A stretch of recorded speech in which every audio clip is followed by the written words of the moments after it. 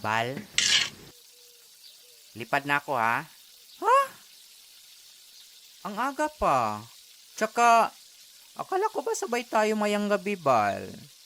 Ay, di ko pala nasabi sa'yo. Na-resched ako. Day shift na schedule ko ngayon. Lagi na lang. Bawi ako sunod. Sige. Sige. Ay, nga pala, gagabihin ako ng uwi ha. Mag-overtime ako. Tatapusin ko lang mga backlogs ko. Okay, sige. Bye.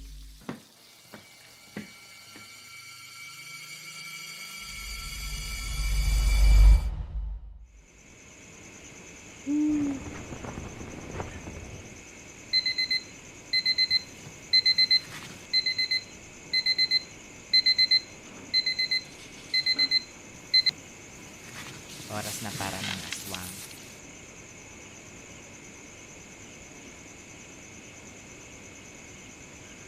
Anong oras na? Ba't wala pa yung asawa ko?